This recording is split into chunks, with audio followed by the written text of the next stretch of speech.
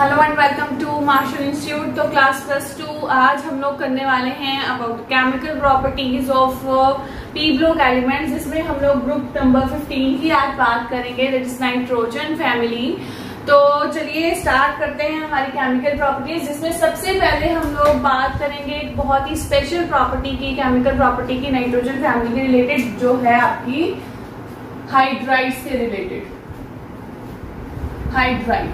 Hydrides means कि हम लोग यहाँ पे बात करने वाले हैं हाइड्रोजन के रिलेटेड, कि कैसे हमारे पास नाइट्रोजन फैमिली के जितने भी ये मेंबर्स लिखे हुए मैंने, like nitrogen, phosphorus, arsenic, antimony and bismuth, ये कैसे हाइड्रोजन के साथ अपना बॉन्ड बनाते हैं और कितने नंबर ऑफ हाइड्रोजन के साथ बॉन्ड बनाते हैं अपना शेल कंप्लीट करने के लिए। एज वी नो कि ग्रुप 15 है, तो ग्रुप 15 मतलब कि हमारे पास अगर इसकी इलेक्ट्रॉनिक कॉन्फ़िगरेशन करते हैं तो वो कितनी आती है हमारे पास 2, 8 एंड 5, मतलब कि 2 electrons in the first shell, 8 electrons in the second shell and 5 electrons in the last shell. तो अगर ये फर्स्ट की बात करें, हमारे पास अगर 15 की बात करें, तो मतलब कि 15 ग्रुप के जितने भी सारे मेंबर्स की जब भी इलेक्ट्रॉनिक कॉन्फ़िगरेशन करोगे, लास्ट शेल में आपको 5 इलेक्ट्रॉन्स मिलते हैं।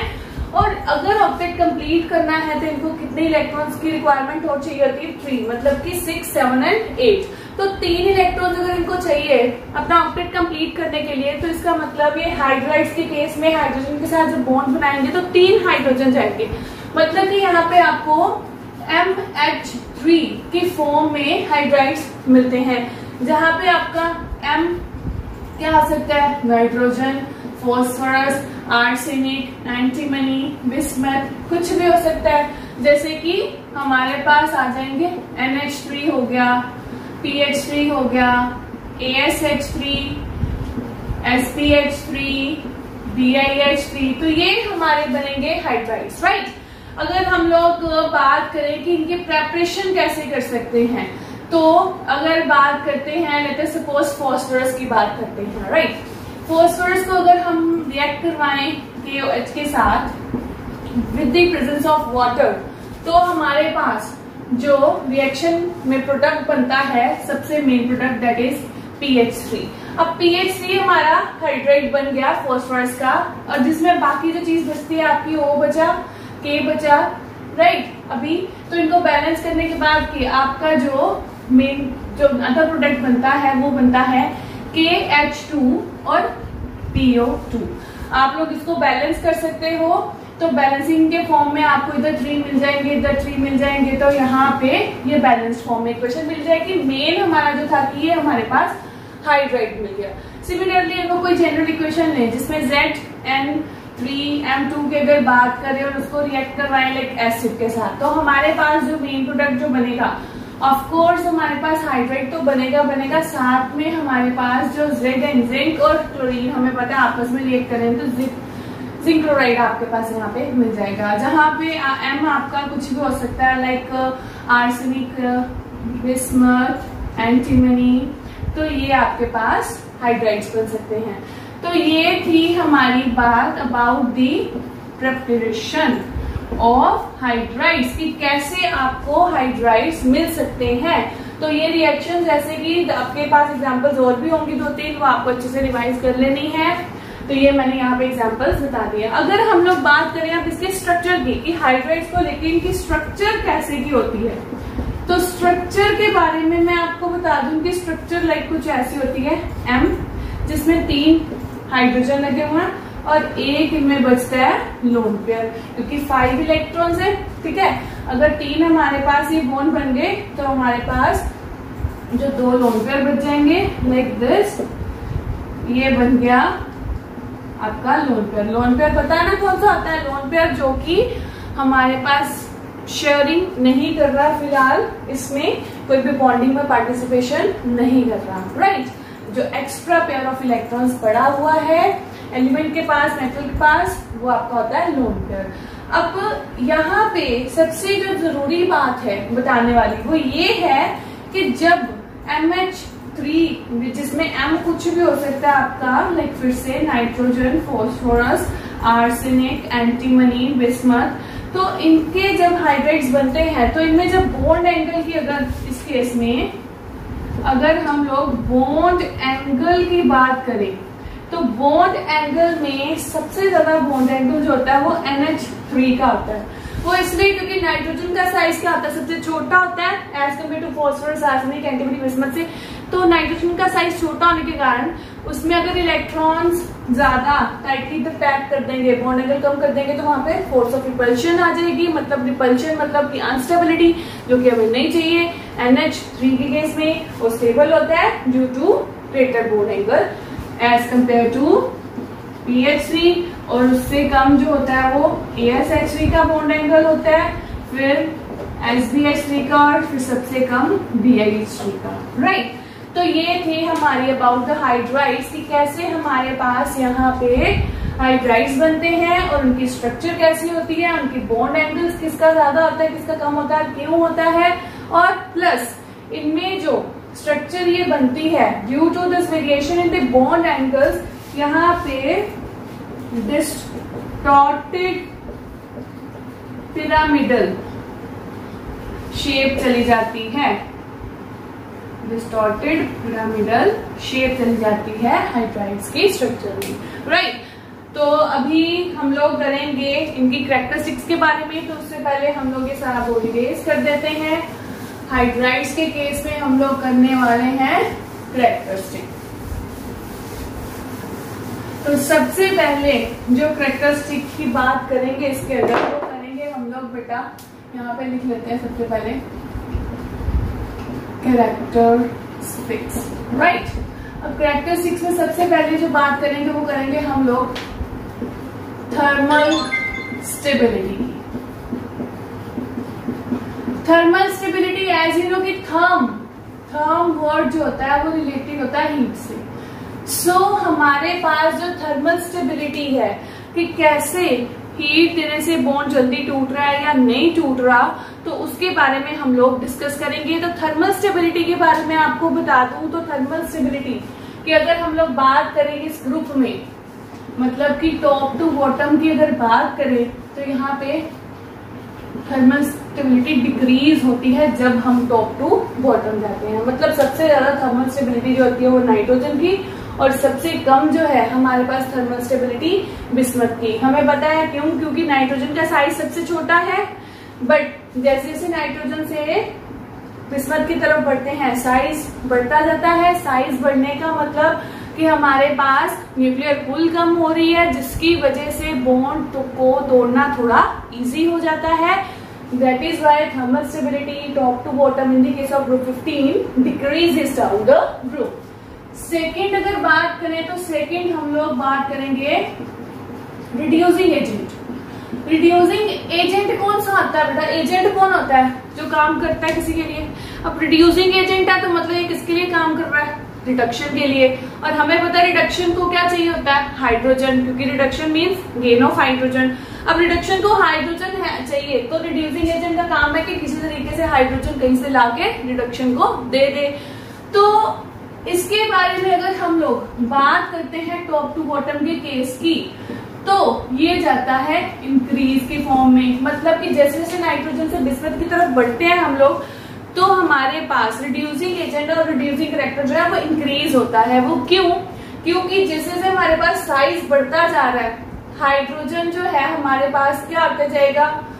एलिमिनेट होता जाएगा।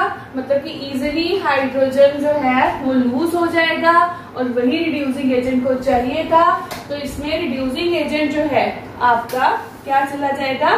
टॉप टू बॉटम के केस में इंक्रीज चला जाएगा। राइट, थर्ड अगर बात करें थर्मल स्टेबिलिटी के बाद, तो वो हम लोग करेंगे बेसिक स्ट्रेंथ की। तो बेसिक स्ट्रेंथ या बेसिक आप लोग यहाँ पे करैक्टर भी लिख सकते हो। बेसिक स्ट्रेंथ या बेसिक करैक्टर की अगर हम लोग बात करें, तो टॉप टू बॉटम के केस में ये जाता है डिक्रीज। बेसिक स्ट्रेंथ, बेस मतलब विच लूजेस इलेक्ट्रॉन्स। तो बेसिक स्ट्रेंथ हमारे पास नाइट्रोजन से बिस्मथ की तरफ जब बढ़ते हैं ग्रुप 15, तो वो डिक्रीज होता है। अब आप बोलोगे कि मैडम बिस्मथ का साइज तो ज्यादा बड़ा है एज कम्पेयर टू नाइट्रोजन, तो बिस्मथ ज्यादा इलेक्ट्रॉन लूज कर सकता है। जी नहीं, ऐसा है कि इस केस में नाइट्रोजन की बेसिक स्ट्रेंथ सबसे ज्यादा होगी, सबसे ज्यादा बेसिक होता है NH3, वो इसलिए क्योंकि नाइट्रोजन का साइज बहुत छोटा होता है, जिसकी वजह से वहां पे फोर्स ऑफ रिपल्शन होने का टेंशन होती है, जिसकी वजह से वो इलेक्ट्रॉन लूज करके खुद को स्टेबल करने की कोशिश सबसे ज्यादा करता है as compare to the other members of his family. तो हमारे पास NH3 जो है इसमें वो सबसे ज्यादा बेसिक चला जाता है, बाकी जैसे जैसे टॉप टू बॉटम की तरफ बढ़ते हैं बेसिक कैरेक्टर जो है वो डिक्रीज होना शुरू हो जाता है, राइट। नेक्स्ट हम लोग बात करेंगे हाइड्रोजन बॉन्डिंग की।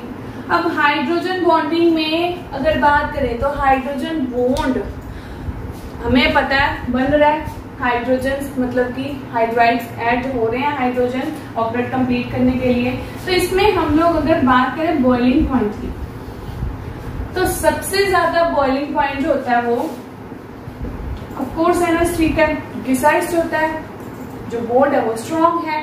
बट जैसे जैसे हम लोग नाइट्रोजन से एंटीमनी तक जाते हैं तो हमारे पास जो बॉइलिंग पॉइंट है वो डिक्रीज होता है, लेकिन एकदम से इंक्रीज आता है जब हम बिस्मथ की तरफ बढ़ते हैं, बिस्मथ की तरफ due to inert pair effect, जिसकी वजह से बॉइलिंग पॉइंट में चेंज होने की वजह से हाइड्रोजन बॉन्डिंग को तोड़ना वो किस पे डिपेंड कर जाता है, ये दो मेन फैक्टर्स पे, मतलब ये दो मेन जो है आपकी एक्सेप्शंस आ जाती है यहाँ पे, उस पे डिपेंड कर जाता है कि बिस्मथ के केस में जब हम देखते हैं बॉइलिंग पॉइंट को तो वहां पे हमारे पास क्या चाहिए, ज्यादा टेम्परेचर चाहिए to break the bond due to inert pair effect, जिसकी वजह से हाइड्रोजन बॉन्डिंग थोड़ी सी स्ट्रॉन्ग हो जाती है इन the case of bismuth. But otherwise देखें तो वो धीरे धीरे डिक्रीज होती है, बट एक एक्सेप्शन के कारण ये हमारे पास अलग आ जाता है पॉइंट, ठीक है।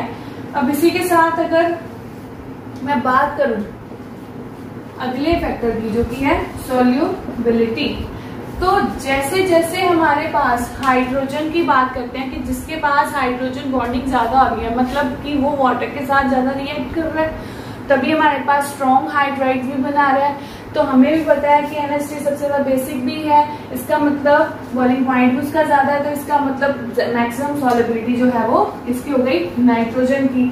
तो जैसे जैसे नाइट्रोजन से बिस्मथ की तरफ बढ़ते जाएंगे सॉलिबिलिटी विल डिक्रीज, ठीक है। तो ये कुछ आपकी कैरेक्टरिस्टिक्स थी जो कि हमने अभी पढ़ी है हाइड्राइड्स के अंदर, मतलब कि कैसे हाइड्राइड्स बनते हैं, उनकी स्ट्रक्चर कैसी होती है, उनका क्या ट्रेंड जाता है जब हम टॉप टू बॉटम जाते हैं ग्रुप 15 में, राइट। तो अभी हम लोग डिस्कस करेंगे इसके नेक्स्ट सेक्शन के बारे में अंदर केमिकल प्रॉपर्टीज, जो ये एलिमेंट्स जो हैं ग्रुप 15 के बनाते हैं। तो वो है आपका नेक्स्ट पार्ट बेटा हैलाइड्स। हैलाइड्स, हैलाइड्स मीन्स हम लोग यहाँ पे बात करने वाले हैं हैलोजेंस की, right. Halogens chlorine, fluorine, bromine, iodine, तो इनके बारे में हम लोग अभी डिस्कस करेंगे कि इन हैलोजेंस के साथ अगर कंबाइन होते हैं या बॉन्ड बनाते हैं या एलिमेंट्स ग्रुप 15 के तो क्या होता है। तो सबसे पहले फिर से कि अगर हम लोग बात करें तो सबसे पहले मैं आपको यहाँ बता दूं कि इन हैलोजेंस को अगर जनरल फॉर्म में शो करना है तो एक्स से शो कर सकते हैं, राइट। तो एक्स हमारा कोई भी हैलोजन जा सकता है इनमें से। और अगर हम लोग बात करें तो यहाँ पे हमारे पास MX3 की फॉर्म में, जैसे हाइड्राइड क्योंकि ऑक्टेट कंप्लीट करने के लिए चाहिए 3 हाइड्रोजन, सिमिलरली यहाँ पे भी 3 हैलोजन यहाँ पे लगेंगे और MX3 की फॉर्म में लगेंगे, राइट। फॉर एग्जाम्पल आपका कोई भी लाइक NCl3 ले लो, PCl3 ले लो एक्सेट्रा, तो ऐसे करके आपके हैलाइड्स बनेंगे। अब इसमें अगर स्ट्रक्चर की बात करते हैं हम लोग, तो स्ट्रक्चर में इसकी स्ट्रक्चर वैसे ही चली जाएगी जैसे अभी हमने हाइड्राइड्स की केस में पढ़ी, जिसमें हमारे पास अगेन ये चले जाएंगे हैलोजन और यहाँ पे चले जाएगा लोन पेयर आपका, राइट। और इसमें स्ट्रक्चर फिर से कौन सी होगी, पिरामिडल। और जो हाइब्रिडाइजेशन है इसमें हाइब्रिडाइजेशन कौन सी जाएगी, sp3, ठीक है। तो ये हमारे पास स्ट्रक्चर आएगी इसकी हैलाइड्स की विद द 15 ग्रुप एलिमेंट्स, और यहाँ पे H3 की फॉर्म में हमारे पास हैलाइड्स बनते हैं। अगर मैं इनकी कैरेक्टरिस्टिक की बात करूं तो चलिए कैरेक्टरिस्टिक्स पढ़ लेते हैं। इनकी कैरेक्टरिस्टिक्स में सबसे पहले हम लोग बात करेंगे कि अगर नाइट्रोजन फ्लोरीन के साथ हैलाइड बनाता है, मतलब NF3 बनता है, तो नाइट्रोजन के केस में ये ज्यादा स्टेबल होता है as compare to NCl3, NBr3, NI3। ठीक है, तो मतलब NF3 जो ज्यादा स्टेबल होता है as compare to that other halogen. क्यों? क्योंकि हमें पता है नाइट्रोजन का साइज छोटा है, फ्लोरीन का साइज छोटा है, तो यहाँ पे बॉन्ड जो है वो प्रॉपर बहुत स्ट्रॉन्गली बन जाएगा। बट जैसे जैसे हम लोग क्लोरीन, ब्रोमीन, आयोडीन की तरफ बढ़ते हैं तो उनका साइज इंक्रीज होने की वजह से वहां पे बॉन्ड प्रॉपर नहीं बन पाता, मतलब स्टेबिलिटी जो है, स्टेबिलिटी फैक्टर थोड़ा कम होना शुरू हो जाता है, जिसकी वजह से हम ये कहते हैं कि NF3 जो है, मतलब हैलाइड्स की अगर बात करें सिर्फ और सिर्फ नाइट्रोजन के साथ, तो हैलाइड्स में NF3 is more stable as compare to the other halides with the nitrogen, right. तो अगर हम लोग बाकी की बात करें कि हमारे पास बाकी जितने भी हैलाइड्स हैं, ठीक है, हैलाइड्स ऑफ अदर एलिमेंट्स, मतलब कि फॉस्फोरस हो गया, आर्सेनिक, एंटीमनी, बिस्मथ, ये सारे होते हैं स्टेबल।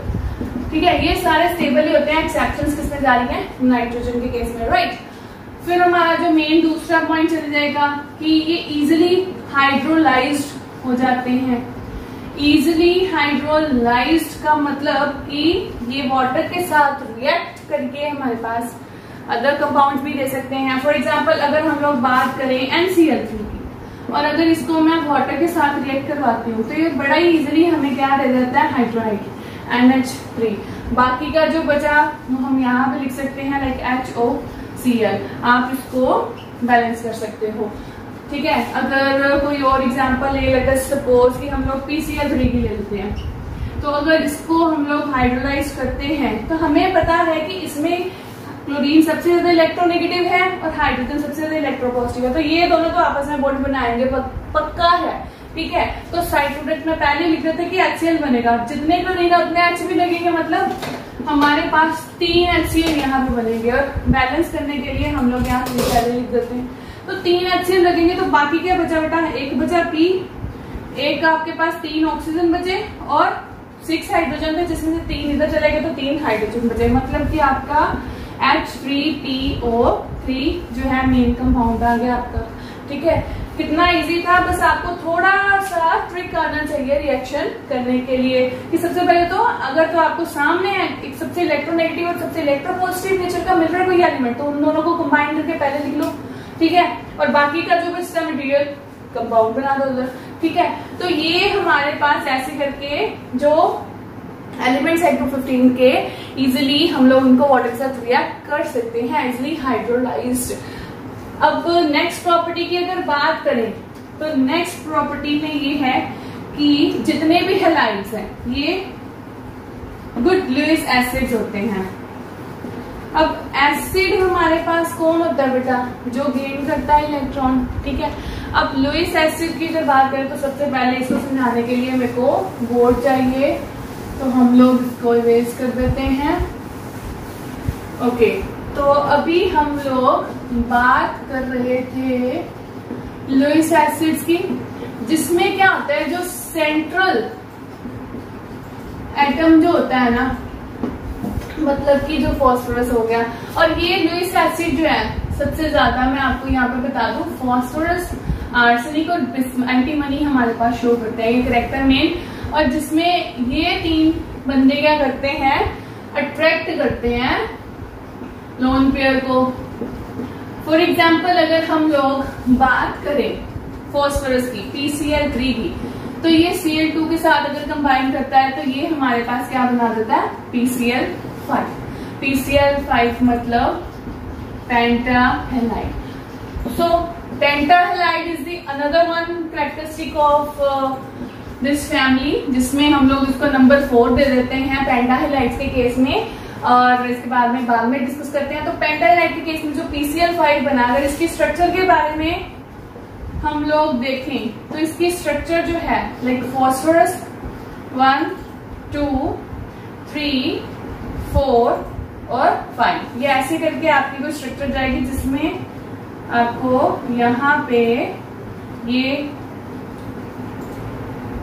ट्रायंगल जो है नजर आएगी, जिसमें 1 2 3 4 और 5 क्लोरीन नजर आ रहे हैं, ठीक है। और इसकी स्ट्रक्चर जो है वो बन जाएगी ट्रायंगल बाय पिरामिडल, ठीक है। और इसमें जो कॉन्फ़िगरेशन हाइब्रिडाइजेशन है वो भी चेंज हो जाएगी, sp3 से हो जाएगी sp3d, ठीक है। तो ये हमारे पास एक मेन प्रॉपर्टी है जो कि फास्फोरस, आर्सेनिक और एंटीमनी शो करते हैं। नाइट्रोजन और बिस्मथ इसलिए नहीं शो करते क्योंकि नाइट्रोजन का साइज बहुत छोटा है और बिस्मथ का साइज बहुत बड़ा है, जिसकी वजह से ये प्रॉपर्टी जो है उनके केसेस में देखने को नहीं मिलती। क्योंकि अगर नाइट्रोजन मान लो अगर ये करने की कोशिश करेगा तो नंबर ऑफ इलेक्ट्रॉन्स इतने बढ़ जाएंगे कि वहां पे ग्रेट फोर्स ऑफ रिपल्शन लगेगी, जिसके कारण वो अनस्टेबल हो जाएगा, राइट।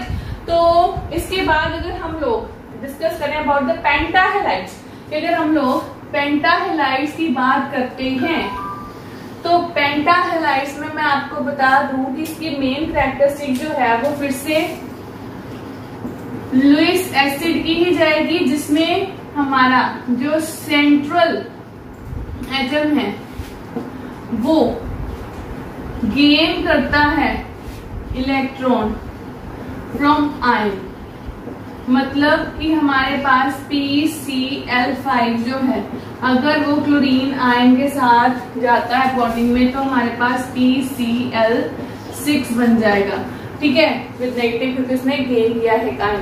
इसकी वजह से इसका कोऑर्डिनेशन नंबर जो है यहाँ पे 5 था। कोऑर्डिनेशन नंबर मतलब कि मेन जो आपका एलिमेंट है उसको कितने बंदों ने सराउंड करके रखा हुआ, घेरा डाल के रखा हुआ है।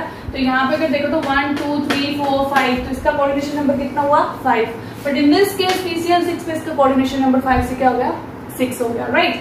तो यहाँ पे इसकी जो हाइब्रिडाइजेशन है वो भी sp3d से sp3d2 हो जाएगी, राइट। तो हमारे पास ऐसे करके अलग अलग हाइब्रिडाइजेशन शो होंगी with different structures and different compounds जो कि इस केस में बनते हैं, राइट। तो अभी हमने डिस्कस कर लिया है हाइड्राइड्स के बारे में, उनके various characteristics in the group 15 और फिर हमने डिस्कस किया है हैलाइड्स के बारे में। नेक्स्ट हम लोग अब डिस्कस करेंगे इसके ऑक्साइड्स के बारे में और प्लस नाइट्रोजन का मेन पार्ट की वो क्यों सबसे अलग बिहेव करता है अपने बाकी फैमिली मेंबर्स के लिए।